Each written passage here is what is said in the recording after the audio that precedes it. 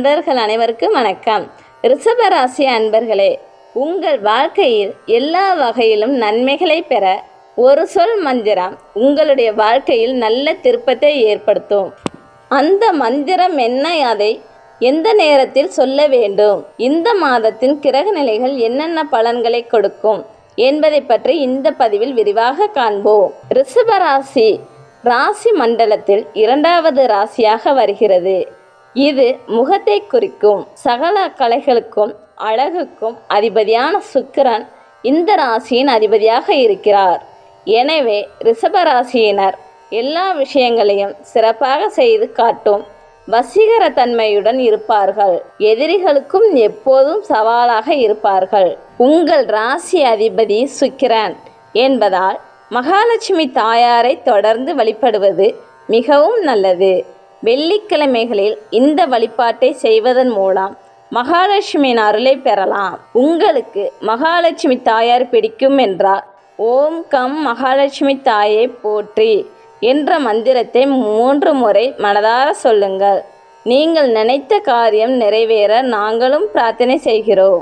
ஒருவர் வாழ்க்கையில் செல்வ செழிப்புடன் வாழ மகாலட்சுமியின் அருளுடன் குபேரரின் அருளும் அவசியம். குபேரரின் அருளை பெற எந்த செலவும் இல்லாமல் ஒரு குறிப்பிட்ட நேரத்தில் ஒரே ஒரு வரி மந்திரத்தை சொன்னால் போதும், நீங்கள் குபேரரின் யோகத்தை பெற முடியும். பணக்கார தெய்வமான திருப்பதி ஏழுமலையானே தன்னுடைய திருமணத்திற்காக குபேரரிடம் கடன் வாங்கியதாக புராண கதைகள் சொல்கின்றன. அவ்வளவு பெரும் செல்வத்தை கொண்ட குபேரரின் அருளை பெற இந்த மந்திரம் உங்களுக்கு உதவும். மந்திரம் ஓம் க்ரீம் ஓம் குபேராய நமக.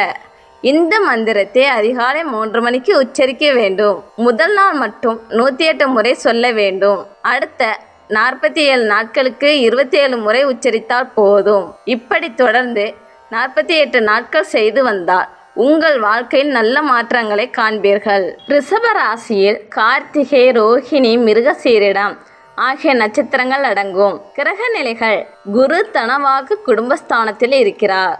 சுக்கிரன் தைரிய வீரியஸ்தானத்தில் இருக்கிறார். புதன், சூரியன், கேது ஆகியோர் சுகஸ்தானத்தில் உள்ளனர். செவ்வாய் பஞ்சமஸ்தானத்திலும் சந்திரன் களத்திரஸ்தானத்திலும் ராகு தொழில் ஸ்தானத்திலும் சஞ்சரிக்கிறார்கள். கிரக நிலை மாற்றங்கள்: ஆகஸ்ட் 11 புதன் சுகஸ்தானத்திலிருந்து பஞ்சமஸ்தானத்திற்கு மாறுகிறார். ஆகஸ்ட் 14 செவ்வாய் பஞ்சமஸ்தானத்திலிருந்து ரணருண ரோகஸ்தானத்திற்கு மாறுகிறார். ஆகஸ்ட் 15 சுக்கிரன் சுகஸ்தானத்திற்கு மாறுகிறார். ஆகஸ்ட் 16 சூரியன் பஞ்சமஸ்தானத்திற்கு மாறுகிறார். தீர்க்கப்படாத பிரச்சனைகள் மற்றும் விவகாரங்கள் இந்த மாதம் முடிவுக்கு வரும். நீங்கள் அவற்றை அணுகும் விதத்தில் வெற்றி உண்டாகும். பணவரத்து அதிகரிக்கும். புதிய நண்பர்களின் நட்பு உண்டாகும். தொழில் மற்றும் வியாபாரம் உங்களுக்கு சாதகமாக இருக்கும். உங்கள் பேச்சின் மூலம் வாடிக்கையாளர்களின் எண்ணிக்கையை அதிகரிக்கலாம். உத்தியோகத்தில் இருப்பவர்கள் கவனமாக செயல்படுவது நல்லது. உங்கள் பொருட்களை பாதுகாப்பாக வைத்துக் கொள்ளுங்கள். குடும்பத்தில் இருந்த பிரச்சனைகள் நீங்கும். வீட்டுக்கு தேவையான பொருட்களை வாங்கி மகிழ்ச்சி அடைவீர்கள். கணவன் மனைவியிடையே உறவு பலப்படும். பிள்ளைகள் உங்கள் பேச்சை கேட்டு நடப்பது மகிழ்ச்சியை தரும். நட்சத்திரங்களுக்கான பலன்கள்: கார்த்திகை, கணவன் மனைவி இடையே நெருக்கம் அதிகரிக்கும். குடும்பத்தில் குதூகலம் உருவாகும். வாகனம் வாங்கும் அல்லது புதுப்பிக்கும் பணியில் ஈடுபடுவீர்கள். பயணங்கள் சாதகமான பலனை தரும். ரோஹிணி, உங்களின் வார்த்தைகளுக்கு மதிப்பு கூடும். தொலைதூரத்திலிருந்து நல்ல செய்திகள் வரும். திறமை அதிகரிக்கும்.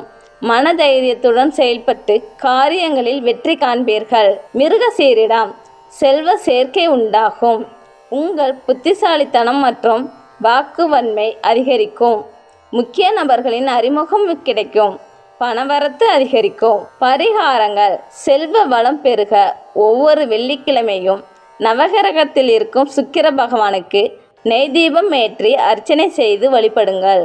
முன்பு சொன்ன குபேர மந்திரத்தை அதிகாலை 3 மணிக்கு தொடர்ந்து 48 நாட்கள் உச்சரித்து வந்தால் குபேர யோகம் உங்களுக்கு உண்டாகும். ரிஷபராசி அன்பர்களே, குபேரரின் அருளை பெற்று நீங்கள் எல்லா வகையிலும் மேன்மை அடைய வாழ்த்துக்கள்.